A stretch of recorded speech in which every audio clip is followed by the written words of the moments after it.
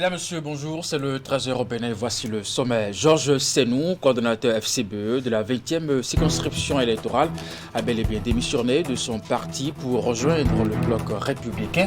Il a décidé de le clamer de vive voix devant caméras et micros. Sa déclaration est à suivre dans un instant.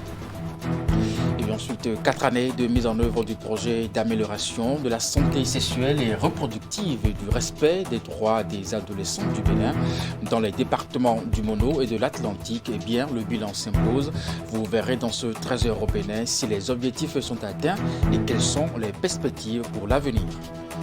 Et puis enfin, les femmes leaders du parti de l'Union progressiste à Boycon ont célébré la journée internationale de la femme. En marge des réjouissances, elles ont réfléchi sur les défis et perspectives de la représentativité de la femme au sein des instances décisionnelles. Mesdames, Messieurs, à nouveau bonjour et bienvenue dans ce 13h au Bénin, qui s'ouvre avec la démission de Georges Senou, coordonnateur FCBE de la 20e circonscription électorale. Il a décidé de rejoindre le bloc républicain, mais son adhésion avait été démentie par ses anciens camarades FCBE.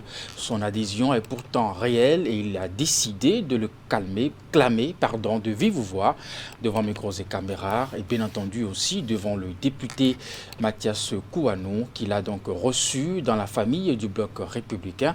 Les détails dans ce reportage. Georges Senou, coordonnateur FCBE de la 20e circonscription électorale, ancien candidat des FCBE aux élections communales de 2020 à Promisérité, rompt les amarres avec le parti du Kori et fait officiellement son adhésion au bloc républicain. De vive voix et sous le leadership de l'honorable Mathias Kouanou, Georges Senou a signifié son engagement aux côtés du président Patrice Talon à travers le parti du Cheval Blanc Cabri.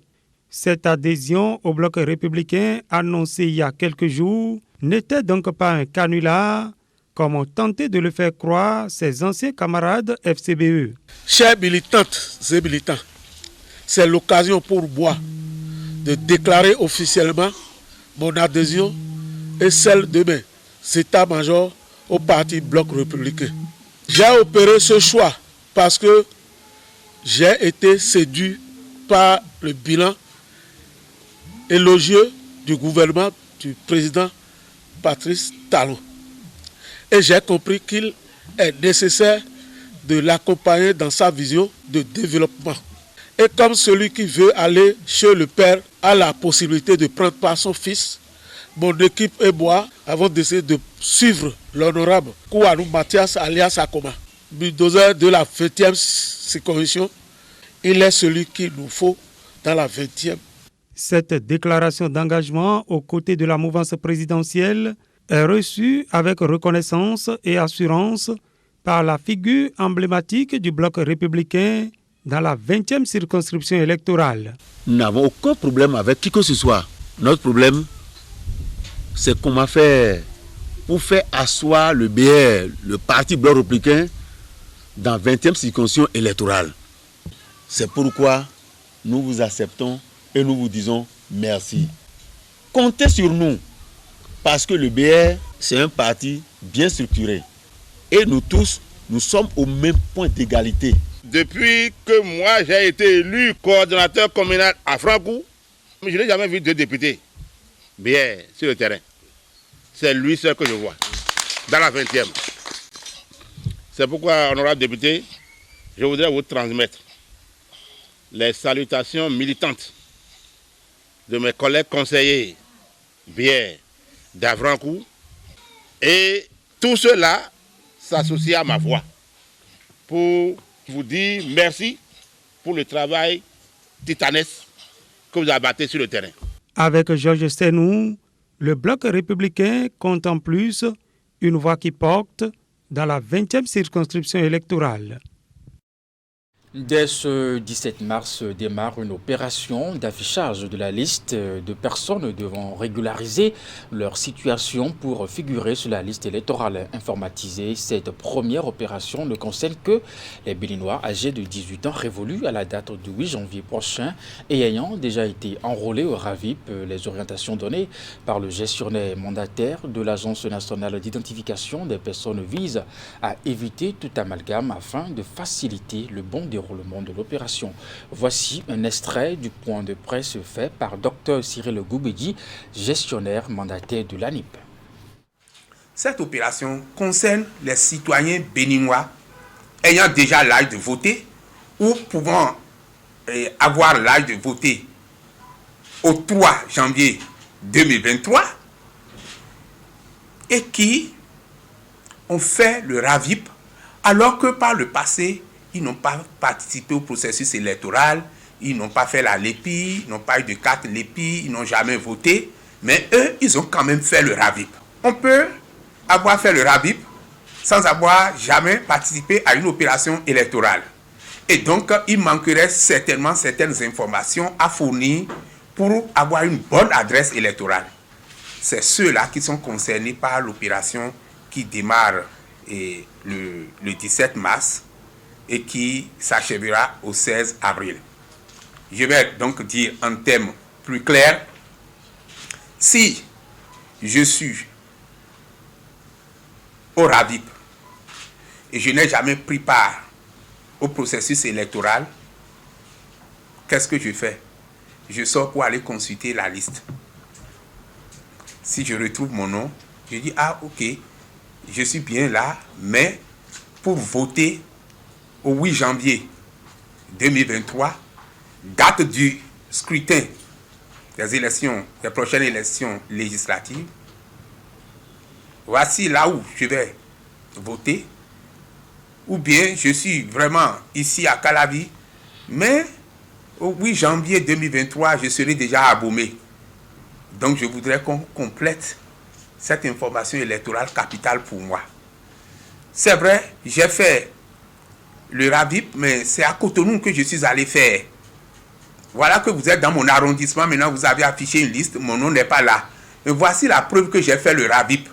Mais je n'ai jamais fait la LEPI.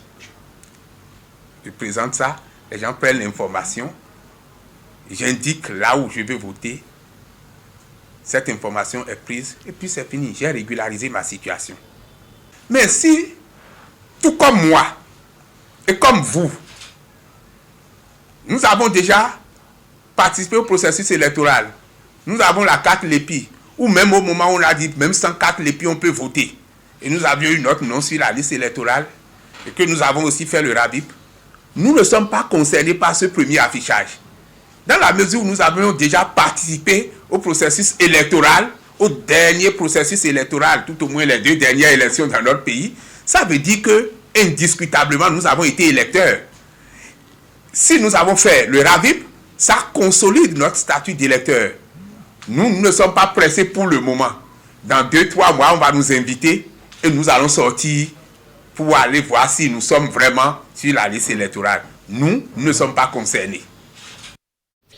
Et puis encore un projet pour assurer la protection de la femme et de la fille et l'égalité du genre au Bénin. C'est intitulé « Accélérer l'élimination des violences sexuelles et basé sur le genre faites aux enfants, notamment les filles et les adolescentes ». Un projet initié par l'État béninois avec l'appui technique et financier de l'UNICEF et le Canada. Le dit projet a été officiellement lancé dans l'après-midi de ce mercredi à Cotonou. Compte rendu de Narcisse Alossé, Elvis Tonoucoin. La plateforme de sensibilisation pour l'égalité du genre au Bénin s'élargit d'un nouvel outil. Et cet outil, le voici. Un projet conçu autour du groupe de mots « Accélérer l'élimination des violences sexuelles » et basé sur le genre fait aux enfants, notamment les filles et les adolescentes. C'est le fruit des efforts conjugués par 3 partenaires, le Bénin, le Canada et l'Organisation des Nations Unies pour l'enfance, l'UNICEF. L'UNICEF est honoré que ce partenariat tripartite entre le gouvernement du Bénin et celui du Canada se matérialise avec l'objectif commun d'accélérer l'élimination des violences sexuelles et basées sur le genre faites au Bénin.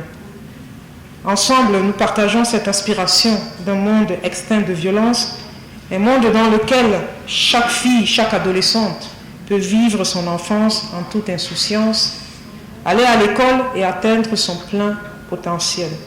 Des violences liées en son genre et la conception de ce projet a été motivée par les statistiques issues des enquêtes de terrain. Selon ces statistiques, une fille sur 10 est mariée avant l'âge de 15 ans au Bénin. C'est horrible.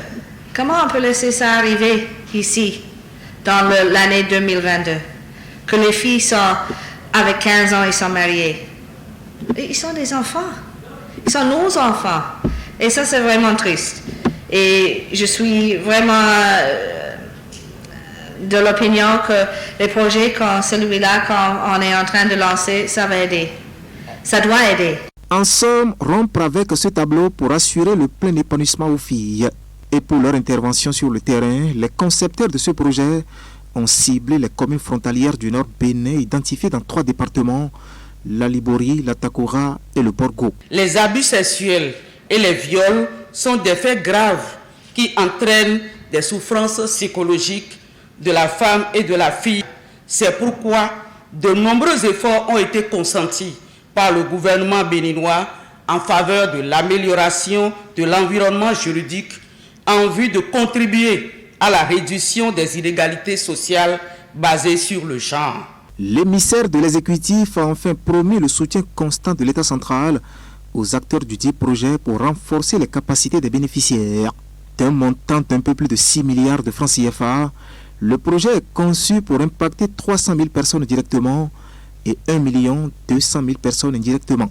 Sa durée de mise en œuvre, 6 ans. Basé sur le genre. Dans le même registre, atelier, bilan de fin de projet d'amélioration de la santé sexuelle et reproductive et du respect des droits des adolescents du Bénin en abrégé Passerelle, mise en œuvre par une organisation canadienne, Santé Monde. La séance permettra de voir si les objectifs fixés par ce projet, après 4 années de mise en œuvre dans les départements du Mono et de l'Atlantique, sont atteints, les résultats obtenus, les difficultés et les perspectives pour l'avenir. Reportage.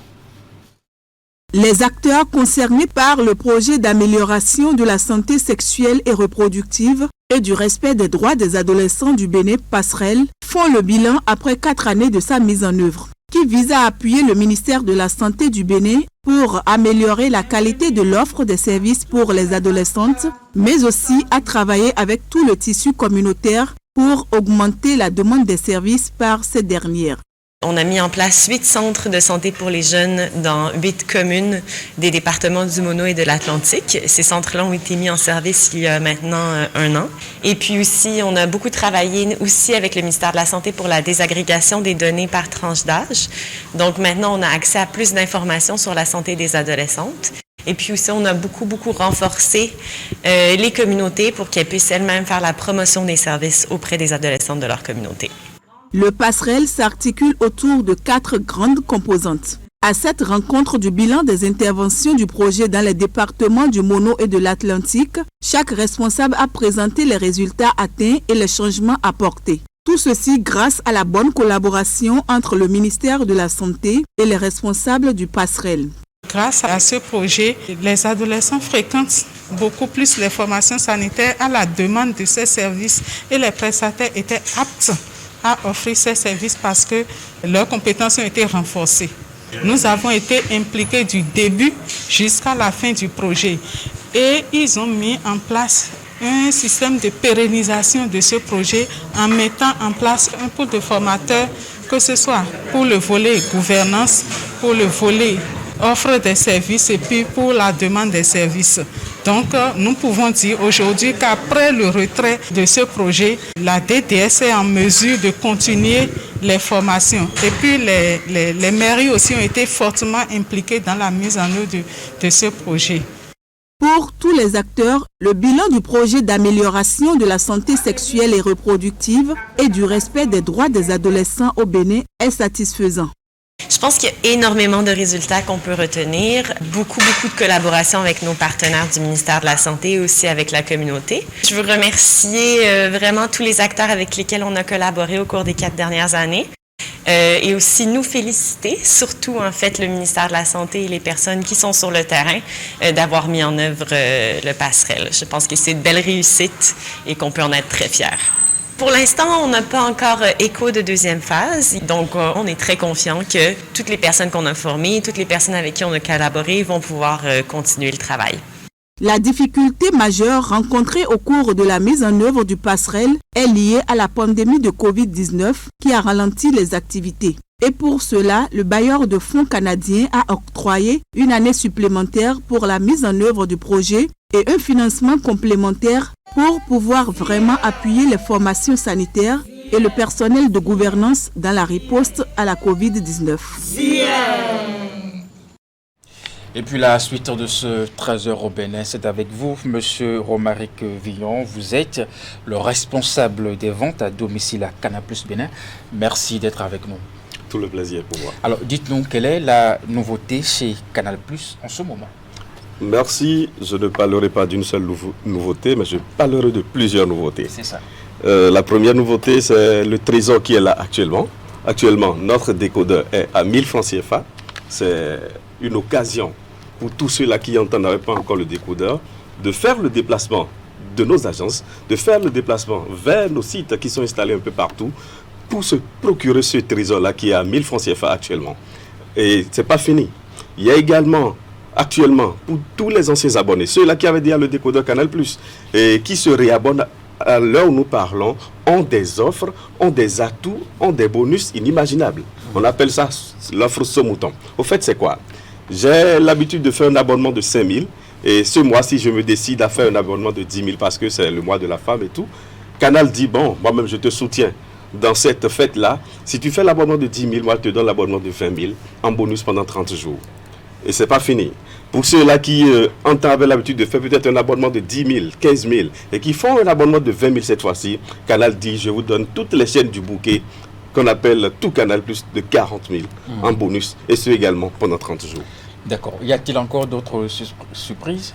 Les surprises, ça n'en manque jamais à Canal+ Bénin. Tous ceux-là qui prennent le décodeur, qui également choisissent de prendre un technicien agréé de la maison, ils auront une bonne installation et ils ne vont pas manquer leur chaîne. Donc il faut forcément, à chaque fois que vous payez un décodeur Canal+, chercher à avoir un technicien agréé de la maison. Pour la période promotionnelle, l'installation vous est faite à 3 000 francs CFA. Alors quels sont les programmes à suivre en ce mois de mars sur Canal+? Les programmes, il y en a assez. Déjà, commençons par ce soir avec le Parlement du riz à 20h30. Et pour ceux qui aiment également la distraction Burger Quiz, c'est à partir de 21h.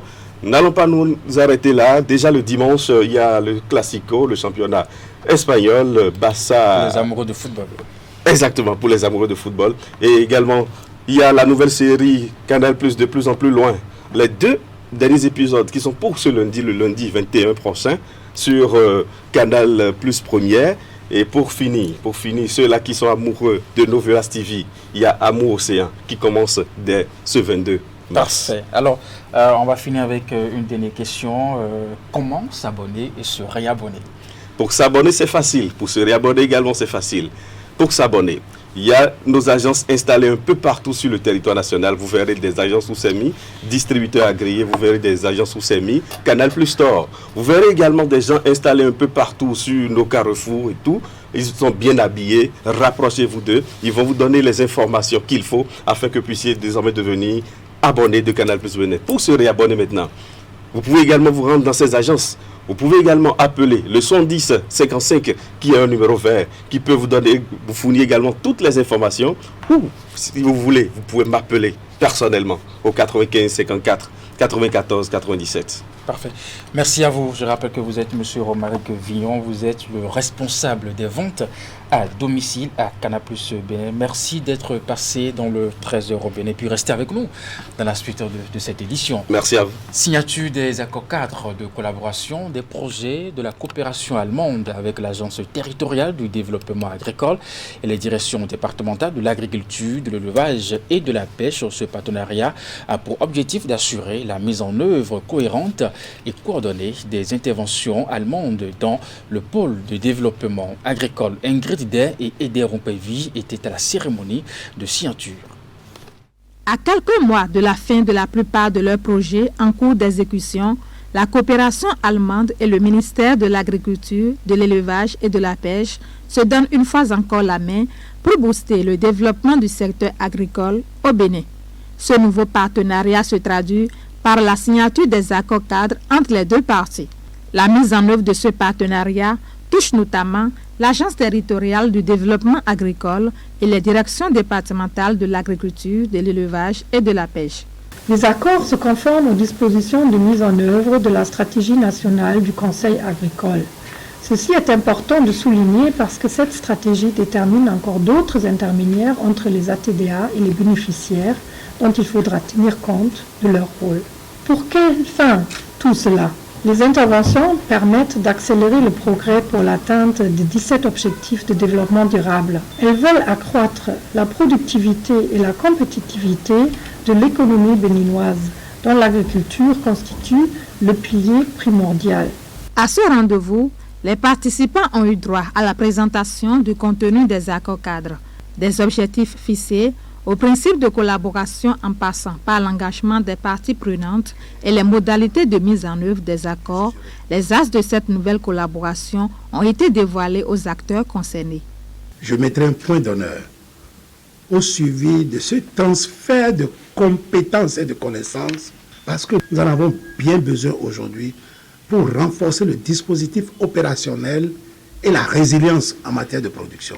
Tenez, lorsque nous parlons de gestion durable des terres face à des changements de climat très drastiques, à des comportements résilients que nous devons avoir pour maintenir et accroître la productivité agricole et les productions. L'exécution de ces accords cadres repose sur une planification consolidée des activités des projets de la coopération allemande et regroupe tous les acteurs de l'Agence territoriale du développement agricole et des directions départementales de l'agriculture, de l'élevage et de la pêche. Ce partenariat dure 1 an et entre en vigueur dès ce jeudi 17 mars 2022, date de sa signature. Le projet de promotion du sel local IOD Proladier dans la zone côtière au Bénin est donc officiellement lancé ce jeudi dans la ville de Ouidah. C'est une initiative du gouvernement avec le soutien de ses partenaires techniques et financiers pour améliorer la compétitivité du sel local à travers la mise en place de nouvelles technologies de production.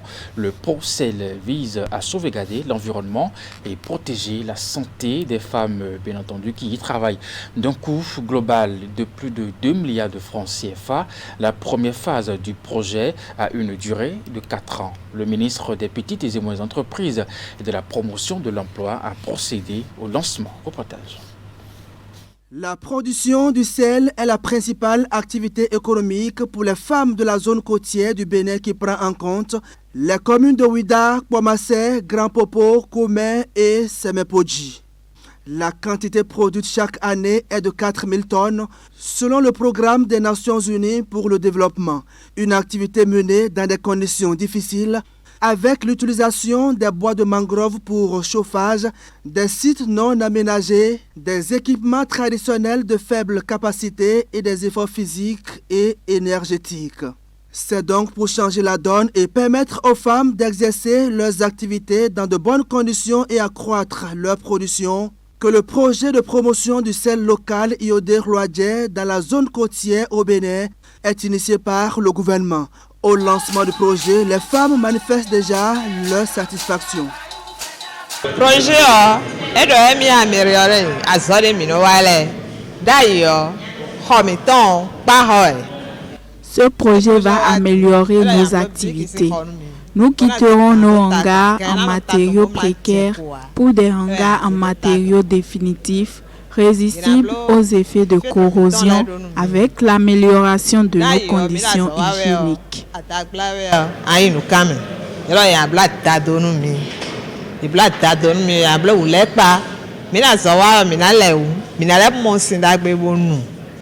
Le projet de promotion du sel local IOD Proladier de la zone côtière au Bénin vise à renforcer et moderniser la production locale pour la préservation de l'environnement et la protection de la santé des femmes.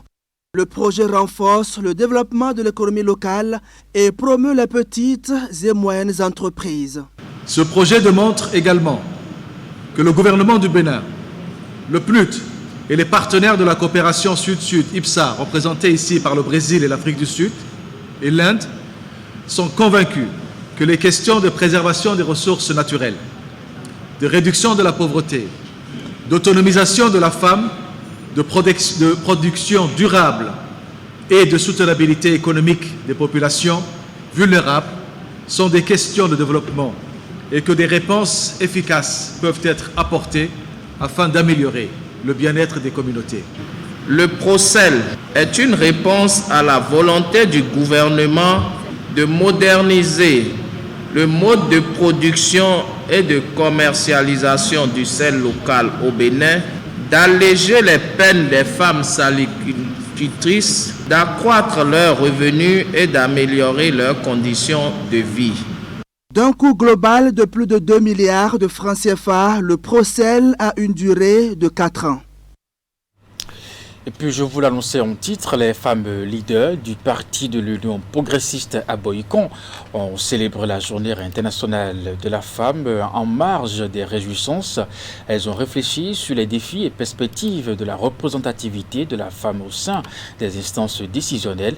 L'état des lieux sur la question a été donc fait et différentes propositions, solutions évoquées pour la circonstance. Ces militantes du parti du Baobab ont bénéficié du soutien des responsables et élus à divers niveaux de la formation politique. Plus de détails dans ce reportage de Imet Elena Moussou et Georges Vaudoulan.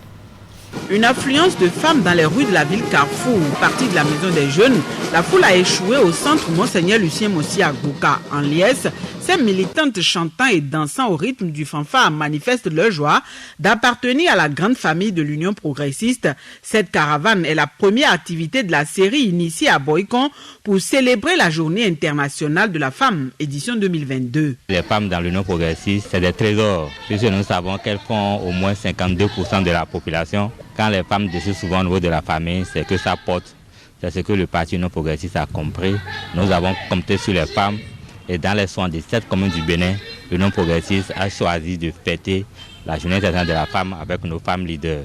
Chères femmes combattantes de l'UP, nous avons un rôle prépondérant à jouer pour un meilleur enracinement de notre parti UP à Boïcon, car occupant la majorité de la population, nous devons marquer notre présence dans l'animation de la vie politique de notre parti, tout en maintenant le cap pour une victoire écrasante aux législatives prochaines qui confère désormais à la gente féminine un nombre important de sièges. Venues des différents arrondissements de la ville, ces femmes leaders UP avaient à leur côté des responsables du parti ainsi que des élus à divers niveaux. En plus de la caravane, les festivités de la GIF pour cette dernière ont surtout été un moment de réflexion, une occasion de faire l'état des lieux sur la participation de la femme à la vie politique. Les diverses communications et échanges ont aussi été axés sur l'identification du rôle des femmes du parti Baobab dans la nouvelle dynamique de réorganisation pour le rayonnement de la formation politique. Aujourd'hui, on a partagé avec ces femmes tout ce qu'elles ont comme opportunité pour leur représentativité au niveau du parti politique. Les jours à venir, les structures de base du parti seront installées. Nous avons invité de se lever et d'aller occuper. Le parti a demandé 30% au moins, mais nous les invitons à aller même au-delà de 50%. Le chef de l'État, son Excellence Patrice Talon, depuis 2016 qu'il est là, a envoyé assez de projets de loi au niveau de l'Assemblée nationale pour pouvoir promouvoir et remettre la femme à la juste place qu'il fallait. Donc à Boïcon, les femmes le savent. Plusieurs messages de soutien et d'invite ont été adressés à ces femmes politiquement engagées dans le processus de développement de leurs localités respectives et du Bénin en général. Les difficultés éventuelles d'une pleine participation des femmes aux prochaines échéances électorales ont été soulevées, des approches de solutions évoquées. Bien d'autres sujets ont été débattus, notamment la question de la cherté de la vie avec l'envolée des coûts de produits de première nécessité. En réponse, l'assistance a été rassurée des efforts consentis par les gouvernements pour contrôler la situation. Et puis enfin, la société NJ Énergie ACES a célébré également la Journée internationale des droits de la femme. L'événement s'est donc déroulé dans les locaux de l'entreprise en présence d'une invitée de marque que je vous laisse découvrir dans ce reportage. Au-delà de cela, je pense que c'est toujours bon de rêver pour que la femme prenne les rênes. Face à Maître Marie-Élise Bédo, le personnel de la société NJ Énergie ACES Bénin. But de la rencontre, la célébration de la Journée internationale des droits de la femme. Et cette communication est la formule choisie par les responsables de l'entreprise pour cette commémoration. Bien sûr, chaque année, nous réitérons notre engagement à laisser aux femmes la place qui leur revient dans l'entreprise. Nous continuons nos efforts pour intégrer sans cesse plus de collègues féminines, tant dans les équipes du siège que dans celles sur le terrain, les équipes de conseillers confort solaire, nos prestataires agents de vente. Chaque année, nous progressons un peu plus vers la parité, un des objectifs clés du groupe NJ au niveau mondial. La communication donnée par Maître Marie-Élise Bédo au personnel d'NJ Énergie ACES Bénin s'est axée sur le thème « L'égalité des sexes aujourd'hui pour un avenir durable ». Occasion pour la communicatrice d'expliquer à ses hôtes les principes de l'égalité du genre qui ne sont pas souvent bien compris et aussi le rôle que joue l'homme dans cette lutte. Beaucoup de gens ne maîtrisent pas cette notion de l'égalité. Les gens pensent que c'est une égalité physique de force. Donc je me suis employée à leur expliquer que c'est une égalité de droit et une égalité qui est constitutionnalisée. Ce qui nous fait déborder sur la notion de genre pour faire tomber tout ce qu'il y a comme stéréotype, le sexisme dans les institutions, à la maison et à l'école, et qu'il faille faire comprendre ça aux enfants dès le bas âge. Pour célébrer la GIF à NJ Énergie ACES Bénin, le personnel masculin s'est mobilisé aux côtés des femmes de la société. Après la communication, ils ont coupé un gâteau, symbole de la commémoration. Nous remercions déjà l'entreprise qui a permis à ce qu'il y ait massivement de femmes dans l'entreprise. C'est déjà un grand pas, surtout par rapport au sujet débattu ce matin. Et notre doléance de ce matin, c'est qu'il n'y ait pas seulement de femmes dans l'entreprise, mais qu'il y ait une confiance placée en ces femmes-là et de leur permettre de faire partie des séances de prise de décision. La société NJ Énergie ACES Bénin est une filiale de la multinationale NJ qui a pour activité principale la conception et la commercialisation des kits solaires pour l'éclairage, l'information et le divertissement. Mesdames et messieurs, c'est la fin de ce 13h au Bénin. Merci de l'avoir suivi. Après moi, le programme se poursuit sur Canal 3 Bénin. N'oubliez surtout pas, à 16h, votre bulletin d'information. À 19h30, la grande édition de la soirée. À très bientôt et portez-vous bien.